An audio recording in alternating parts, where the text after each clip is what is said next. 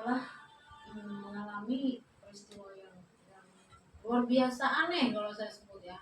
Kenapa luar biasa aneh? Biasanya luar biasa kalau namanya dihukum ini suatu yang aneh karena bagi saya penyidik atau para petinggi atau penegak hukum itu adalah orang-orang yang telah dididik sedemikian rupa dengan didikan yang dibiayai oleh negara pula kan. Nah, tapi kenapa bisa terjadi hal yang dialami oleh klien saya? Nah, secara singkat saya buat cerita singkat saja. Jadi klien saya pernah atas perintah dari ayahanda beliau, mereka adalah mempunyai kebun lahan sawit di areal Bukit Kusuma di Pelalawan. Nah, jadi si klien saya ini diberi tugas untuk mengawasi kebunnya, kan begitu ya. Lalu karena ada beberapa oknum yang dianggap telah mengambil sawit atau mencuri buah dari ladang tersebut. Kejadian kapan itu? Kejadian sekitar bulan Juni tahun 2002 lalu. Jadi bulan Juni. Ya. Ya, tepatnya di tanggal 11 Juni 2022 lah klien saya berinisiatif untuk melaporkan hal-hal yang dianggap sudah legal ya yang terjadi di area itu, yaitu pencurian buah. Jadi dilaporkanlah pihak-pihak yang dianggap telah mencuri buah ini ke Polsek Pangkalan Kuras. Oleh Polsek Pangkalan Kuras diterima laporan itu, lalu disarankan untuk memenuhi memenuhi kelengkapan daripada atau bukti-bukti untuk kelengkapan laporan ini kan gitu ya. Jadi ada beberapa unit kodisel yang berisi buah sawit sudah disampaikan ke sana, tapi saksi-saksi atau orang-orang yang akan dibawa diperiksa ini adalah supirnya tersebut ya, tepatnya adalah Pak Alex itu orang ini. Nah, oleh klien saya disarankan lah, tolong dipanggil bagaimana supaya mereka bisa akan periksa. Oleh klien didatangi lagi ke sana. Mereka orang-orang yang dimaksud sedang di tengah jalan nih bawa sepeda motor 3 orang. Pak Alexnya lagi di depan. Nah, oleh Pak Alex lah yang diajak bicara oleh klien saya. Ayolah ke sana, sampaikanlah apa yang Anda tahu bagaimana tentang buah itu. Kalau yang ada hanya supir atau suruhan, sampaikan aja di sana kan gitu oleh klien saya. Tapi Pak Alex itu orang ini justru mengambil kunci motor, sepeda motor bernomor 617 ya, 617 AL itu. Nah, ditinggalkan di tengah jalan bersama oleh 3 orang lagi, begitu. 2 orang lagi gitu. Ya kalau yang diajak bicara oleh klien hanya Pak Alex itu orang, yaitu yang menggunakan Honda nomor polisinya BK 6147 TAL ini ya. Ya, nih. Ya. Berarti klien ibu belum berhasil menghadirkan saksi terhadap laporan yang dilaporkan ke Polsek Pangkalan Kuras ini. Belum. Jadi lanjutannya seperti apa setelah ditinggalkan motor itu? Setelah ditinggalkan motornya oleh klien saya kan takut kalau motor ini di tengah jalan nanti saya dianggap sebagai pencuri atau menghilangkan. Jadi oleh inisiatifnya juga di tengah jalan, apakah di posisi kebun dia atau enggak, di tengah jalan, persis tengah jalan. Jadi ini kan namanya sepeda motor pastinya jalan di jalan dong. Nah, ketika klien ke sana memang menemukan mereka lagi beriringan begitu. Nah, lalu itulah klien saya membawanya ke Polsek Pangkalan Kuras, ke 3 unitnya ini ya, unit sepeda motor ini. Disampaikanlah kepada panit di sana. Tepatnya panitnya itu bernama Pak Rio Putra. Pangkatnya ya, pangkatnya aduh, kalau panit itu ya saya nggak ngapal banget pangkat ini. Rio Putra, Inspektur Polisi Ibda ya. Jadi seperti itu. Oleh panit menyatakan begini, aduh bang, kordesa yang kemarin abang antar sebagai barang bukti aja di sini belum kelar urusannya. Gini aja deh, motor yang abang bawa ini kembalikan aja dulu ke barak, titip aja dulu di sana, nanti kami akan tindak lanjuti. Begitu. Nah, si klien klien saya menurut saja ya, diantaranya dibalikin ke sana, ditaruh di Para barak sesuai saran dari panit tadi gitu. sesuai saran dari tim apa ya penyidik lah saya sebut di sini ya, Pangkalan Kuras. Nah itu sepeda motor dikembalikan ke sana karena disitulah tinggalnya mereka, Pak Alex Situmorang dan kawan-kawan. Saya lupa siapa namanya. Berarti Kenapa saya selalu menyebut nama Alex Situmorang? Karena di dalam perkara ini yang berkomunikasi langsung dengan klien saya adalah Pak Alex Situmorang. Yang dua lagi justru kita klien saya nggak kenal siapa, nggak pernah ngomong juga, nggak pernah sentuh atau apa kan gitu. Nah, sepeda motor ini ditinggal begitu saja, kunci motor dibawa, unitnya tinggal. Nah itu diangkat pakai mobil tuh oleh klien saya. Setiba dikembalikan ke barak, nah, klien saya kembali beraktivitas seperti biasa. Nah kemudian dia dengar bahwa ternyata polisi sudah datang mengambil lagi itu yang 3 unit.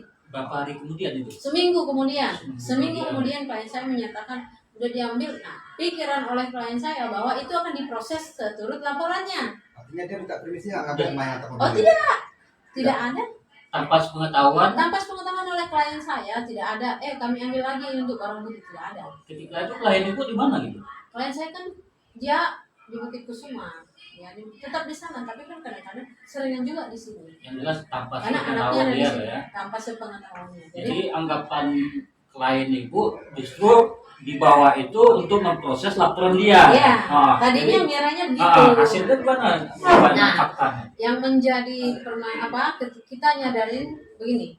Pada saat klien saya kebetulan membutuhkan SKCK mengurus ke Polres Pelalawan. Berapa hari kemudian tuh setelah motor itu jemput? Setelah motor dijemput kan sekitar bulan Juli. Juli. Nah di bulan Juli saya tanggalnya juga Sekitar bulan Juli. bulan ya. Juli ya bulan tetap masih 21 Juni berarti hanya Masih satu dalam minggu. bulan yang sama lah ya. Iya di bulan yang sama 1 minggu mengurus SKCK, dan setelah SKCK selesai tertulis di sana bahwa dinyatakan di sana bahwa yang bersangkutan sedang tersangkut pidana 351.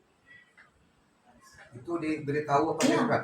Dilihat tertulis langsung di sana. Nggak dikasih tahu pakai Tidak dikasih tahu. oh, tertulis itu aja. Ini kan sudah luar biasa. Hmm. Apa salahnya dibilang ini begini loh Pak Yuni? Tidak ada. Lalu seperti itu saja. Jadi karena klien saya merasa kaget, ditelepon ini Pak Kasat Reskrim Nur Rahim. Iya. Pak, kenapa ya di SKCK saya seperti ini bla bla bla seperti itu. Nanti oleh Pak Kasatnya ini yang ini saya sesalkan. Langsung menyatakan, iya kami memang sudah mau gelarkan penetapan tersangka atas diri kamu. Yang ngomongnya siapa bu? Pak Kasat Reskrim yang langsung. Via Nur telepon. Rahim, ya? Via telepon. Dia telepon. Via telepon. Iya telepon. Jadi hal-hal seperti ini memang sangat saya sayangkan. Nah, jadi ini kan tidak edukatif bagi saya. Oke, setelah itu Berarti Bisa- tidak ada pemberitahuan resmi tidak ada. tersangka, Justru ya. ada kata-kata dari Pak Kasat Reskrim, ya jika kamu keberatan silakan buat laporanmu. Nah, ini kan aneh ya. Itu mengapa dia menyampaikan hal demikian? Memang karena klien saya kebetulan adalah orang yang kalau dianggapnya ada polisi atau petugas yang kurang Profesional lah ya. profesional menurut anggapan dia langsung lapor ke propam. Yang tidak profesional ya. Iya ya. Seperti itu kan bagi kita kan itu hal-hal yang lumrah, itu kan resiko profesi. Berarti sentimen mas sebenarnya. Ya, jadi makanya saya mau mengcrop ini masalah ini adalah bukan persoalan pidana tapi sentimen pribadi yang menimpa klien saya. Nah, oke saya lanjutkan. Setelah itu tiba-tiba di tanggal 25 Juli 2022 klien saya menerima SPDP dari Polsek Pangkalan Kuras yang menyatakan IS sebagai terlapor perampasan pasal 368. Langsung SPDP. Dipanggil saja belum, diperiksa pertama kali juga belum. Sudah ada SPDP. SPDP itu kan bagi kita orang yang sudah biasa berhadapan dengan perkara. Kalau ada SPDP itu sudah 80% sudah harus tersangka. Kalau menurut Ibu selaku lawyer itu ada yang menyalahi nggak? Kalau SPDP tersebut. begini ya, dibilang salah tidak juga, tapi dibilang benar tidak juga. Kenapa?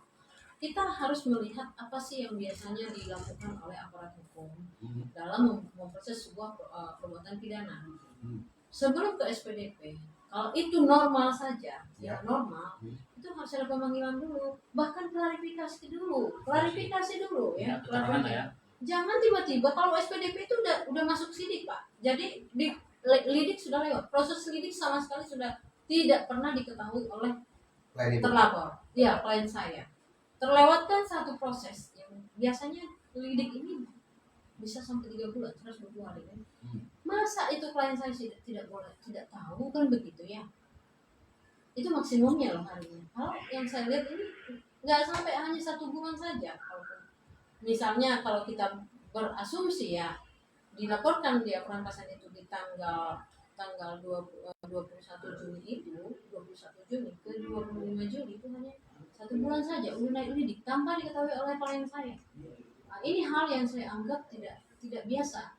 Tapi saya bilang ini tidak salah, tapi juga tidak benar. Kalau hal ini sudah ada diperiksa klien ibu? Belum pernah. Tiba-tiba sudah terima SPDP. SPDP berarti sudah naik sidik, ya. Lidik sudah lewat. Apa salahnya? Panggil dulu baik-baik atau buatlah satu mediasi kalau perlu. Betul nggak Pak? Ya. Oh, LG itu adalah sudah konsolusinya atau sudah satu resolusinya. Tapi panggil dulu para pihak. Anda ini keluarga. Seperti itu ya. Tapi ini tidak ada. Jadi dari lidik langsung ke sidik tahap 1 naik sidik SPDP ya. Disitulah kami mengetahui bahwa sudah ada yang melaporkan klien saya dengan pasal 368 gitu ya. Pasal 368 tahu berapa ancaman? 9 tahun. Oke. Udah naik langsung sidik. Siapa yang tidak terkait kaget? Tapi walaupun itu kami berusaha menunjukkan kita taat hukum. Jadi masih saya sendiri yang mendampingi klien saya dalam BAP-nya. Setiap BAP ada 3 kali BAP, itu saya selalu memeriksa jadi setiap jawaban atau pertanyaan. 3 kali BAP itu statusnya apa aja tuh? Masih saksi. Masih saksi. Saksi. Jadi 2 kali menjadi klien saya. 1 kali klien saya 2 saksi. 2 saksi ya dari kita ya. Untuk menyatakan mendukung pernyataan atau memang itulah apa adanya yang diceritakan bahwa di dalam hal itu seharusnya tidak menyatakan sebagai suatu perampasan karena itu hanya sebuah komunikasi biasa saja di mana klien saya mengajak si Pak Alex Situmorang, ayolah kita pergi ke kantor polisi, silakan Bapak mau menyampaikan apapun di sana, apakah Bapak sebagai suruhan, mungkin Bapak dibuat perintah sehingga dan Bapak tidak tahu menang mengenai ladang ini. Silakan, itu yang disampaikan oleh klien. Tapi saya tidak tahu tiba-tiba ini orang Pak Alex itu orang dengan 2 temannya dimatikan aja ini sepeda motor, lalu bawa kunci mereka pergi entah kemana, ditinggalkan saja itu sepeda motor. 3 ya. Jadi itu yang kita sampaikan di di setiap BAP itu kita menyampaikan, klien saya menyampaikan bahwa tidak ada kekerasan. Seperti yang dinyatakan unsur-unsur pemenuhan di 368 itu kan harus ada kekerasan ya. Sedangkan ancamannya 9 tahun ya. Ya masa saya hanya ngambil begini saja ibaratnya gitu ya. Saya harus sudah langsung dihukum 9 tahun. Kan ancamannya 9 tahun. Nah, tapi kalau saya ambil nih barang Bapak, saya pukul Bapak, ini Bapak ya baru setimpal lah kira-kiranya ancamannya. Kan begitu. Bukti kekerasan pun yang dituduhkan oleh klien saya kami tidak pernah dapat sampai sekarang. Ada tuduhan kekerasan? Tidak ada. Asalnya. Jadi begini Pak, kenapa saya memang di dalam setiap pasal pidana itu Pak, itu sudah ada petunjuknya Pak. Contoh ya, saya bacakan kalau pasal 368 KUH pidana itu adalah perbuatan pidana perampasan disertai dengan kekerasan. Lalu barang yang menjadi objek perkara itu harus mendatangkan keuntungan kepada si pelaku. Yang terjadi di dalam perkara klien saya itu barang bukti diantar semua ke kantor polisi Pak. Lalu di mana untuk menguntungkan dirinya sendiri? Bahkan sehingga detik ini itu barang bukti itu masih di kantor polisi, ya masih di tangan penyidik. Lalu di mana pembunuhan unsur menguntungkan diri sendiri itu? Sejak awal pun sudah langsung diantar ke kantor polisi. Bahkan mereka sendiri yang mengambil berarti klien ibu merasa dijebak oleh pihak kepolisian itu sendiri atau gimana nih? Masalahnya kan awalnya diantar ketika itu disarankan dibawa ke tempat dia dan itu diikuti akhirnya dijemput, itu yang dijadikan jadi perkara akhirnya gitu. Betul. Karena ketiga unit motor itu berada di daerah dia. Ya, jadi tepat sekali dia. kalau dikatakan klien saya merasa terjebak. Karena Terjebak. apa? Bagaimana sebuah barang bukti yang kita dimaksudkan oleh klien saya untuk membuktikan laporannya, justru itu dibuat menjadi barang bukti yang dituduhkan kepada dirinya sendiri. Bapak bisa memahami bagaimana perasaan klien saya dan saya sendiri sebagai penasihat hukumnya kan begitu ya. Nah, yang paling aneh satu lagi ya. Di Sekarang dalam legalitas pelapor, apakah sudah memenuhi unsur unit objek yang diperkarakan ini gitu? Jadi itu yang saya pertanyakan. Waktu saya mendampingi klien saya, saya juga mempertanyakan hal itu. Pak, keabsahan dari para pelapor ya Pak ya, bahwa mereka menyatakan barangnya dirampas Pak ya. Apakah Bapak ada menanyakan? Tahu nggak apa jawaban? Ini nanti akan dijawab oleh hasil gelar. Enggak dikasih jawaban langsung. Tidak. Oh, apakah itu gelar itu tadi ya? Ya, kalau gelar kan kita tidak pernah di sana. Kadang-kadang saja kita dipanggil Pak untuk gelar itu pun jika dia nggak perlu atau mungkin permasalahan ini dipandang bahwa kedua belah pihak harus dikonfrontir, gitu Pak. Cuma itu jawabannya. Nah, jawabannya seperti itu saja. Jadi seharusnya malulah seorang penyidik. Kalau saya jadi penyidik, Pak, mengeluarkan jawaban seperti itu kan hal yang lumrah Pak ya. Iya. Ini sudah sebuah apa ya, kalau saya bilang itu satu kewajiban bagi setiap penyidik. Apa saja yang menjadi. Saya mau menerima pelaporan. Apa yang harus, contoh sengketa tanah, mana alas hak Bapak? Kan begitu ya. Mana alas hak Bapak terhadap tanah yang disengketakan, supaya Bapak si pelapor tuh punya hak untuk melapor, kan begitu. Yang aneh Pak, justru BPKB dari salah satu sepeda motor yang justru digunakan oleh Pak Alex Tumorang itu ada di tangan kami. Dan bagaimana ini ada di tangan kami? Ini tadinya ada di tangan paman daripada klien saya. Klien saya ini cukup dekat dengan pamannya. Setiap perkara yang Itu dijadikan barang bukti juga, Bu? Bagaimana? Honda yang punya paman dijadikan barang bukti. Jadi juga? ini di tangan kami. Iya. Tapi fisiknya di tangan penyidik, dijadikan barang bukti untuk menjerat klien kami pasal 368. Bapak-bapak bisa bayangin gitu.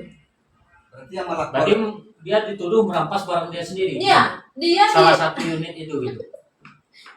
Jadi dia dituduh mencuri, punya dia sendiri. Dia punya barang dia sendiri. Lalu yang melaporkan orang lain. Ya, ini jadi untuk apa kita mempelajari? Kalau ini semua mau menjadi satu yang rancu bagi kita Pak. Apa boleh Bu di undang-undang Bu? Si A yang bersalah, si B yang melaporkan boleh? Maksudnya kan yang punya Honda orang lain. Sekarang kita bicara fokus ke masalah perampasan barang. Tentu ada barang Pak ya. Tentu ada objek ya Pak, objek perkara. Apakah itu tanah, apakah itu benda bergerak atau tidak bergerak Pak? Kenapa itu kita undang-undang sudah mengatur jelas bahwa kepemilikan daripada setiap aset, apakah itu kalau tanah berarti mungkin dia SKT atau SHM atau surat tanah seperti itu. Nah ini kebetulan adalah sepeda motor. Nah di satu sepeda motor atau satu unit kendaraan itu ada STNK dan BPKB. Namun BPKB lah bukti kepemilikan tertinggi. Iya. Betul nggak Pak ya? Misalnya saya nih seorang toke atau seorang juragan mobil Pak ya. Mobil saya ada 10 dan karyawan saya dari setiap armada saya kasih kuasa untuk menjalankan. Tapi BPKB kan saya pegang Pak, silakan saja bawa untuk apa. Tapi jika barang itu saya nggak bilang, saya memiliki ini untuk saya jadikan sebagai bukti melaporkan kehilangan, kan seperti itu, sudah jelas itu aturannya. Nah, tapi kenapa ini bisa terjadi? Saya pun bingung gitu. Jadi ini sudah kalau kita menganggap satu kekurangan, ini saya nggak bukan kekurangan pengetahuan, bukan lagi, tapi sengaja menyelewengkan atau sengaja menyesatkan. Jadi apakah hal-hal seperti ini harus kita biarkan Pak ya? Jadi buat apa itu ada pidana Pak? Buat apa ada ilmu hukum? Buat apa ada para penyidik yang dengan didikan yang tinggi ya? Itu untuk apa? hal-hal seperti ini saja yang persoalan sepele saja dibuat sedemikian menyesatkan. Jadi langkah-langkah untuk ibu memperjuangkan Ya. hak klien ibu ini Ya. apa aja yang sudah ibu lakukan? Untuk saat ini karena memang penetapan tersangka baru saya terima kemarin sore Pak, sudah jam 4 sore saya terima dari klien saya, sehingga upaya hukum yang saya lakukan sehari ini masih bukan saya yang melakukan, tapi klien saya langsung membuat surat pribadi, surat secara pribadi beliau langsung ditujukan kepada Bapak Kapolda Riau, Muhammad Iqbal. Tujuannya adalah untuk melihat secara langsung bagaimana duduk perkaranya, dan harapan daripada klien saya supaya perkara ini ditinjau ulang ya, walaupun sebenarnya peninjauan kembali itu hanya tingkat Mahkamah Agung, tapi untuk hal ini kenapa ya sebelum ini diperiksa pertama kali status sebagai status tersangka, klien saya mengharapkan ini ditinjau ulang dulu. Dia tidak menerima penetapan tersangka ini karena ini tidak tidak memenuhi unsur atau tidak cacat material sebenarnya penetapan tersangka ini gitu. Hanya baru sampai di situ sih Pak. Jadi saya sangat senang bapak-bapak datang berkunjung ke sini untuk kita sama-sama membahas atau menganalisa seperti apa sebenarnya perkara yang ini dan apa sebenarnya beban moral kita Pak. Jadi Ini ada saya dapat surat pernyataan pemberi kuasa Bu. Di sini ada kendaraan BK nomor 6147 merek Honda berwarna hitam abu milik pribadi saya sendiri. Unit tersebut sudah lama tidak saya ketahui keberadaannya, yang saya anggap telah hilang semenjak tahun 2019. Saya baru saja mengetahui keberadaan sepeda motor tersebut ternyata berada di dalam penguasaan Polsek Pangkalan Utara saat ini, yang digunakan oleh orang lain sebagai bukti perbuatan perampasan kepada keponakan saya yang bernama Iwan Sarjono. Karena itu saya menyerahkan pengurusan sepeda motor tersebut kepada keponakan saya sehingga pihaknya dan serta kuitasi pembelian asli serta memberikan kuasa penuh kepada keponakan saya bernama Iwan Sarjono. Yang ingin saya tanyakan, ini Honda ini yang sekarang ini berada di Polsek ini dasarnya dari mana? Ini kan Honda ini kan pemiliknya pamannya Iwan Sarjono. Bisa Ibu jelaskan Bu? Ya, begini Pak. Jadi yang membuat surat itu adalah Pak Tumpak Siregar. Pak Tumpak Siregar ini adalah paman kandung daripada klien saya. Iya. Historikalnya adalah pada sekitar beberapa tahun yang lalu, mungkin sekitar 5 tahun yang lalu Pak Tumpak Siregar inilah pemilik daripada ladang ini Pak. Seperti itu ya. Dan mereka ini namanya bersaudara kan, itu bersepadan semua Pak ya. Nah, sepeda motor ini sudah dibeli dulu oleh Bapak Tumpak, Ya. lalu diberikan kepada salah satu pekerjanya, namun PPKB-nya dipegangnya. Ya. Kan begitu Pak Ya. ya, dan Ya. itu lumrah saja terjadi. Lalu setelah Pak Tumpak ini sudah jarang ke sana, jadi dia tidak lagi menginventarisir semua barang-barang miliknya karena hanya sebuah sepeda motor yang tidak terlalu mahal. Mungkin pikirnya toh juga itu ponakan saya semua ada di sana, mungkin begitu pikirnya kan begitu Pak ya. Nah, tapi ternyata motor ini saking banyaknya pekerja di sana, mungkin juga para para toke-toke ini ya Pak ya, tidak terlalu memperhatikan hal ini gitu. Namun ketika ini dibuat menjadi menjadi barang bukti untuk menjerat keponakannya, di sinilah Pak Tumpak Siregar bereaksi, lah itu milik saya gitu loh. Ya di sini kan dijelaskan barang ini kan milik pamannya. Iya. Sementara dasar penguasaan ini kan tidak ada tanda terimanya Bu yang pelapor ini. Seharusnya itulah yang saya sayangkan daripada penyidik itu Pak. Dan saya pertanyakan juga, bagaimana Bapak menerima sebuah laporan pidana, dugaan perbuatan pidana dengan menyatakan sebuah barang bukti kendaraan sepeda motor? Kenapa Bapak tidak meminta lebih dulu apa dasarnya melaporkan atau alasannya? Berhakkah seseorang melaporkan kehilangan satu barang yang bukan miliknya? Sudah saya pertanyakan Pak. Apa jawabannya Bu? Ya, kita terima, kita periksa nanti hasil gelar yang menentukan hasil Masih akhirnya. tetap Menurut Ibu nih, selaku Iya. kuasa hukum, apakah masuk akal? Ini apalagi laporan polisi ya? Iya. Laporan polisi biasanya kan susah diterima tuh, harus Harusnya. dilengkapi dengan saksi dan alat bukti. Menurut Ibu masuk akal untuk diterima saja? Apakah harus Dari masuk akal? awal seharusnya menurut saya itu tidak boleh diterima Pak. karena itu cacat material menurut saya. Karena seharusnya kalau itu mengenai suatu objek perkara yang saya sebut tadi harus dijelaskan dulu dong. Ini kamu jangan-jangan kamu nyuri terus kamu laporin ke lainnya, capek saya negara mengurusin kamu, harusnya bahasanya seperti itu. Tapi kan tidak seperti itu yang kita dapatkan, Pak. Dan saya hanya merasa di PHP-in bahwa nanti hasil gelar nanti yang menentukan apakah ini SP3. Ya seharusnya ini SP3 menurut saya. Harapan saya tadinya ini SP3. Tapi kenapa malah jadi klien saya ditetapkan tersangka, Pak? Jadi sekarang untuk barang yang bukan milik daripada si pelapor. Udah jelas Anda beli pamannya ya. Iya. Jadi begini. Dan sekarang melalui surat kuasa itu, Pak, itu sudah jadi milik daripada klien saya. Ini pula yang menjerat dia kan, itu yang kita yang kena disetel. Cuman ada pertanyaan gini Bu. Sekarang ini kan lembaga kepolisian atau kepolisian karena kan mau Pak Sigit mau bersih-bersih ini terhadap oknum-oknum yang di daerah. Harapan Ibu terhadap Pak Kapolri ini apa nih? Mana tahu nanti dia sampai nanti ke telinganya ini kan dia bisa membenahi yang khususnya di Riau lah. Apa harapan Ibu? Waduh, kalau bicara harapan ini Pak, saat ini saya agak pesimis sebenarnya Pak. Ya, karena Pak, ini sudah kali kedua saya mengatakan curhatan saya ini Pak. Dari sejak kejadian Duren 3, saya pernah saya pernah berbicara di sebuah media, tepatnya broadcast TV. Saya nyatakan sebagai judul daripada show tersebut, judulnya Peradilan yang Dikhianati. Ya, kenapa? Ya, peradilan ini juga peradilan dikhianati, Pak. Kenapa? Peradilan itu, sistem itu seharusnya itu menjadi satu tonggak perlindungan hak bagi kita masyarakat.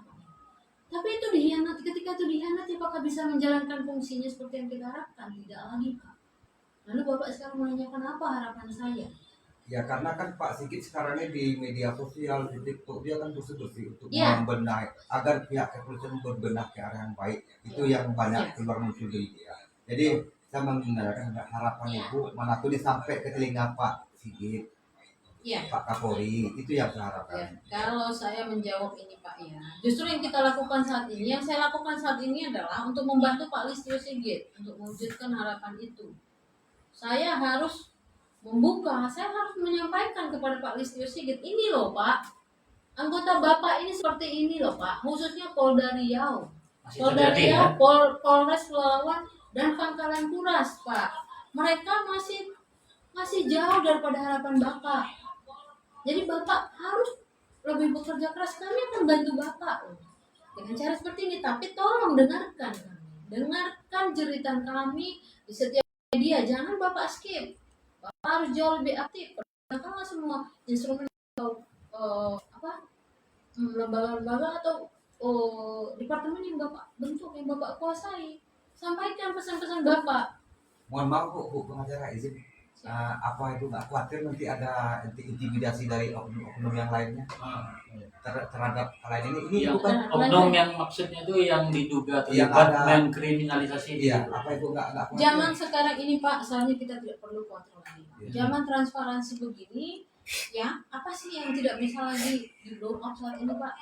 Ya, zaman sekarang ini bukan zaman seperti yang dulu-dulu, yang sesuatu bisa ditutupi sedemikian rupa dengan rapi tanpa harus ini. Jika yang seperti itu ada, bapak pasti akan langsung meliput saya dong. Artinya, Bapak harus datang, harus Bapak sampaikan juga, suarakan. Ya, artinya dalam ini takut kalau salah berani benar-benar Bu ya. Ya, jadi kalau soal takut itu, saya tidak pernah mengenal rasa takut untuk suatu hal yang benar Pak. Siapapun jalan, makanya saya bilang maaf ya, saya tidak memilih jalan untuk mendekati pejabat-pejabat di dalam profesi saya. Gitu. Kenapa? Itu tidak edukatif menurut saya. Dan itu tidak mendidik saya untuk bekerja sesuai idealisme dan prinsip hukum saya. Mari kita jalankan sesuai dengan kaidah norma-norma yang sudah kita pahami. Itu tidak susah kok. peri kemanusiaan aja dipahami dan dihayati, itu pun sudah membimbing kita untuk bekerja bagaimana sebenarnya. Jadi tidak lanjut proses hukum dugaan kriminalisasi terhadap klien ibu seperti apa nih kelanjutannya? Untuk saat ini memang saya masih akan mencoba menyurati instansi-instansi terkait Pak ya. Jadi kalau dinyatakan nanti klien saya akan dipanggil untuk pemeriksaan ya memang saya akan selalu dampingi, akan selalu lihat di samping upaya saya akan menyurati semua instansi terkait, ombudsman, komisi 3, sampai ke Mabes, sampai ke semua akan saya surati. Termasuk ke Pak Presiden Bu Jokowi. Oh, kenapa tidak? Itu sudah jadi bagian dalam tembusan setiap surat-surat pengaduan saya.